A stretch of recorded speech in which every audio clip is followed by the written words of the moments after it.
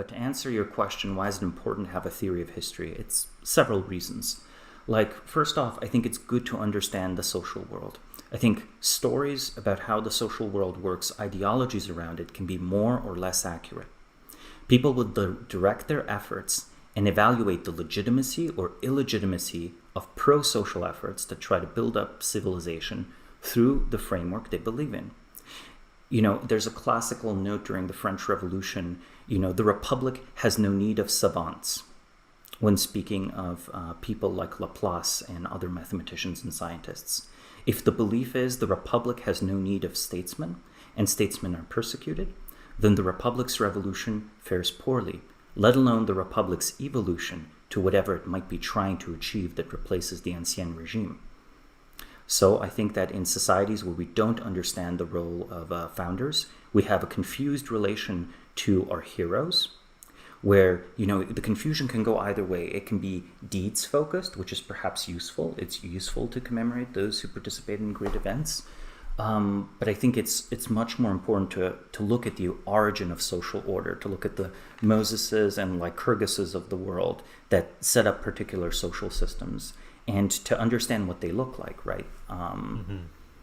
So because the idea there is that you almost need these archetypes kind of floating around in society that can legitimize certain types of constructive action. Yeah, I think the constructive action will often seem illegitimate because if you are bypassing dead institutions that are dead players, that are dysfunctional, they obviously won't like this very much, right? And they won't like the sort of circumvention that's necessary to construct something new. You might be trying to bypass something like a political monopoly, right? Or you might be trying to bypass something like an economic monopoly. Mm-hmm. And then just to say one or two things more about why theories of history matter, I think everyone is always acting on an implicit theory of history. Everyone believes it. Like if you talk to anyone in Silicon Valley right now, why do you think what you do matters at all? They'll say, well, technology drives history, right? Or they'll say, well, I want to contribute to human progress, or I want to advance technology, and this is the most important thing in the world. In that statement, embedded in those statements, is an assumption of technological determinism, right? Mm-hmm. And that technological progress necessarily improves human lives, and the technological progress is kind of unstoppable and desirable, yet it's important for us to participate in it, that an individual can accelerate it or decelerate it. But if you start talking to them about questions, well, how would you evaluate the speed of technological progress? Is this the right way to accelerate it? They usually run out of material. But that basic believed theory is there. And arguably, we all have these, right? I think for many people, they might see history as a play of patriots and tyrants. This would be in sort of this kind of American constitutionalist mindset. Or you might see it as, this sort of moral reformation or de-reformation, right? You would have saints and sinners and they can shape the society. Or you might think people have no role at all, individuals have no role at all, and it's all predetermined, and it's the technology that's moving us.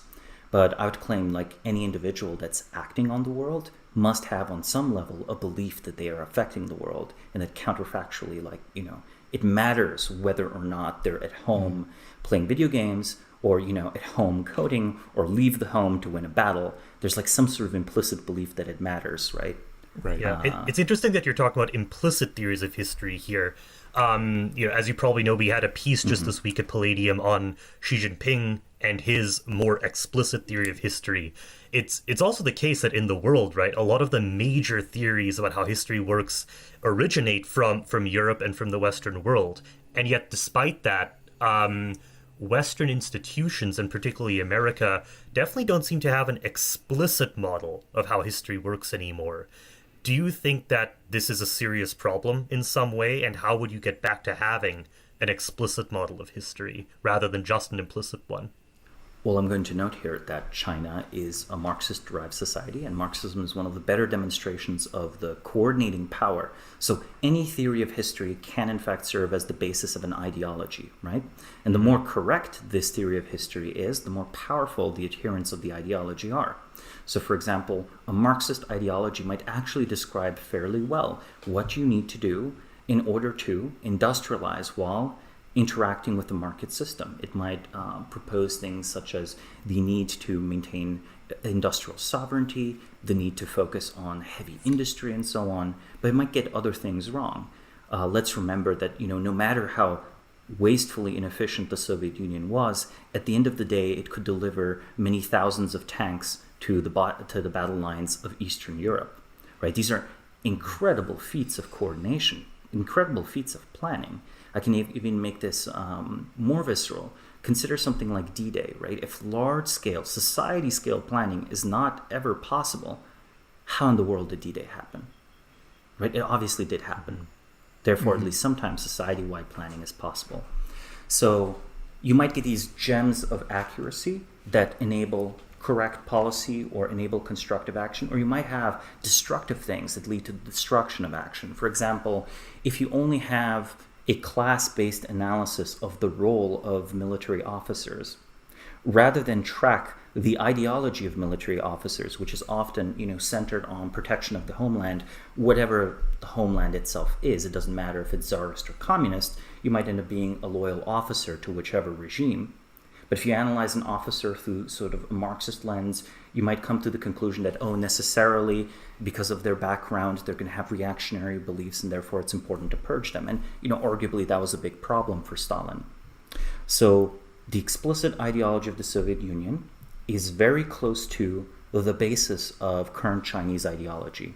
It's good to remember that the Sino-Soviet split between Khrushchev and Mao was over Khrushchev denouncing Stalin.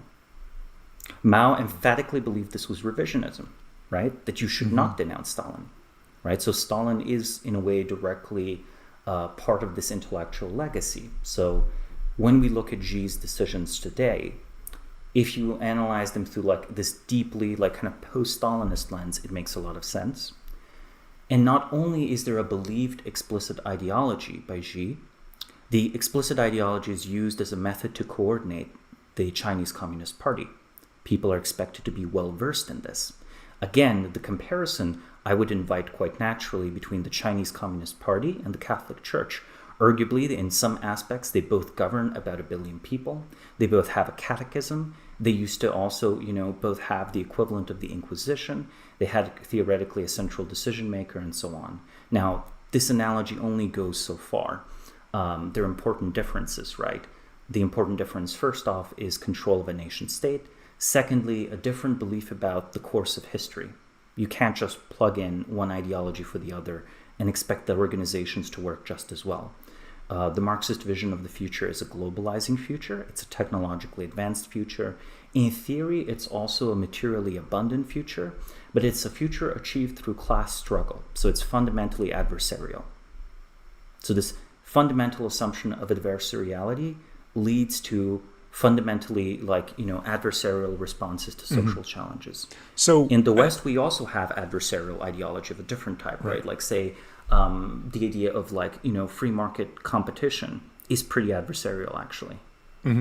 Well, a bit more closer to home and related to that is the Silicon Valley archetype of the founder, which almost seems like in some ways it's a socially constructed mythology of someone founding a disruptive startup that roots around kind of sclerotic economic institutions to create some value. And it's a theory of history that legitimizes a certain form of action and motivates a certain form of action. Yes. So it's very much in line with what you've been saying.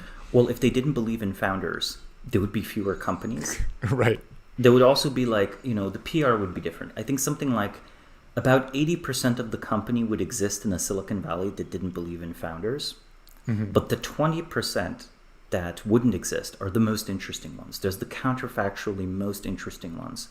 So I think we have to judge, this idea of founders, if we analyze it as a social technology, on the basis of these, these things that might not have happened, these things that were not overdetermined.